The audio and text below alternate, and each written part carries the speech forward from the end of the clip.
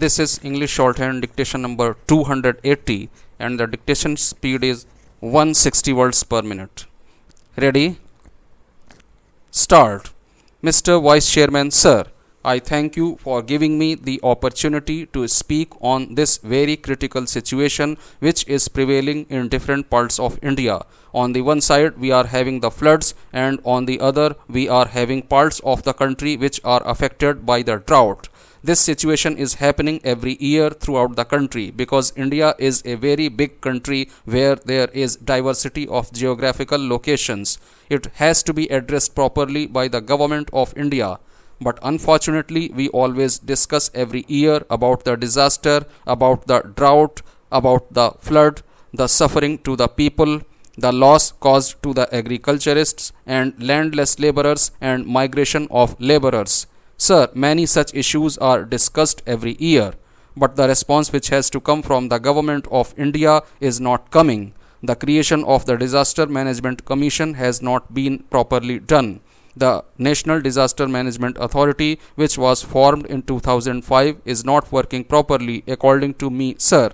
It is because the recent floods in Chennai were not at all recognized by the disaster management system, even though America had said in the NASA report 1 month in advance that there would be a disaster in Chennai itself, which will be a historical one, which will submerge many areas.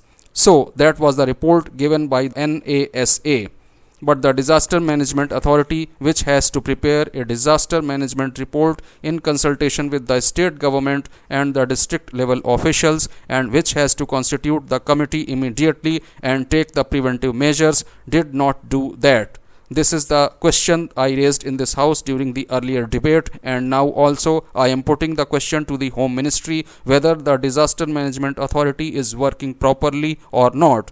I even asked them to give us the chronological data through which you had asked the government of Tamil Nadu for being prepared for the Chennai floods and the coastal area floods, but they have not given the answer in chronological order. They simply repeated whatever is possible as per the sections of the Disaster Management Act. This is a very poor reflection on how the system is working. As per the Act, the Vice Chairman has to be there, but there is no Vice Chairman, there is no scientist, and there is no proper person who is looking after it or who is having the information, data and knowledge about it. Every area which is affected by the natural calamities, whether it is drought or flood, has to be captured by the system. Those areas have to be warned through the system by the state level disaster management authority, and also the district level and village level committees have to be formed, and they should be prepared for everything. It includes drought also. We need not wait for the things to happen and then we have to go for the rehabilitation. The system is very clear, sir. Therefore, you have to save them. But 400 lives have been lost because of the disaster management failure on the part of the government of India. Now they are going and giving charity as if they were living in a British government. The Prime Minister goes and says that he is giving rupees 1000 crores. Next time the Finance Minister says that everything will be done within 4 days. Every banker will give loan. Everyone will be rehabilitated. What is the fun we are making? People are suffering there. Even today, if you see the television, people are shouting that they are in the floods. They have not at all been evacuated from the flooded areas. Even today, the state government does not have any strategy to do this.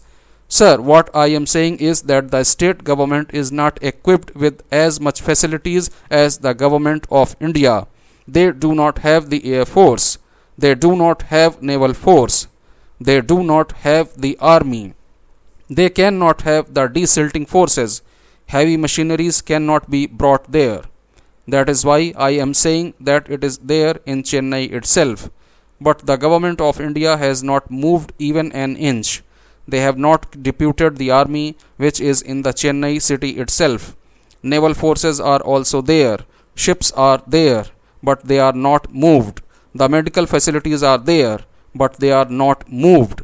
The Air Force is there, but it is not moved.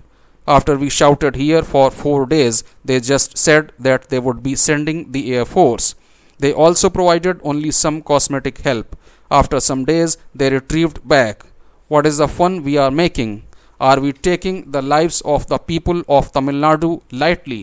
Tamil Nadu is also a part of India. The people of Tamil Nadu are also Indians. We will have to protect them. We have got a system. Had there been no system, that would have been something different.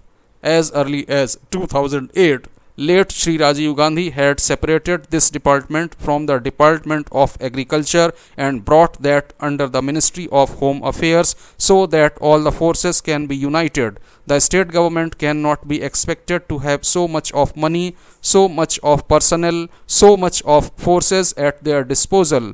Therefore, you will have to rush all this. You should put all the mechanism which is at your disposal in operation. You will have to devise a mechanism to manage it. There should be a plan for disaster management. The people of Maharashtra have been affected by the drought. Are you not having any plan for them? The coastal areas of Andhra Pradesh and Tamil Nadu are always affected. Are you not having any plan for that? Why are you not implementing it? Why are you not coming forward with an effective system? It is because the NDA government, the BJP government, I am sorry to say, is not efficient enough to govern and help the people. That is what I want to stress upon. You have to come forward. Do not make cosmetic changes by making announcements and letting the people suffer. Sir, people are suffering even now. The state governments, to their limitations, are doing it. But we cannot expect it unless the central government comes forward with all the relief. They have to go to the field and help them. People should be redeemed from the disaster. Thank you very much, sir. Mr. Vice Chairman, sir, as per nature's wish, I come from the state of West Bengal, and it is one out of only 5 or 6 states which suffer from both flood and drought. Let me first reassure everyone in and around Chennai who experienced the nature's fury and trauma a few weeks ago. The thoughts and prayers of Bengal are fully with them. If we talk about the West Bengal floods, the cyclone hit the state in the month of August and more than 100 lives were lost and 61 lakh people were affected. As far as Damodar Valley is concerned, West Bengal is located in the downstream of major rivers including Damodar. Flood control was the primary objective for constructing various dams in the Damodar Valley area. This has taken a backseat and other activities like power generation and supply of water have taken precedence. If we talk about sudden release of water, when the cyclone hit the state, the DVC dams discharged 1.30 lakh cusecs of water in 3 days without any proper monitoring mechanism. Sudden release of water led to man-made flooding and loss of many lives. The DVC dams need to be upgraded so that their storage capacity can meet the objective of controlling floods. Prolonged neglect can cause another substantial disaster in the state. The state government had an opening balance of rupees 610 crore in the SDRF. Additional 387 crore of rupees were received from the center. So, expenditure of rupees 937 crore has already been made out of the SDRF, leaving a balance of rupees 60 crores only. The state government has also spent rupees 1000 crore out of its own resources. Our request is that the NDRF funds should be released to meet the requirements of immediate relief and restoration works. 13 lakh hectares of agricultural land is inundated. Consider program of loan waiver, restructuring and grant of fresh loans to farmers. Sir, it is unfair to base the amount of compensation on the number of lives lost, as states which have taken preemptive measures will see reduced number of deaths. This in turn leads to lesser compensation paid by the central government, while it does not take into account the amount spent by the state government in taking the preemptive measures. There is no incentive to state government for being proactive and taking necessary steps to minimize loss of life or damage to land before the disaster strikes.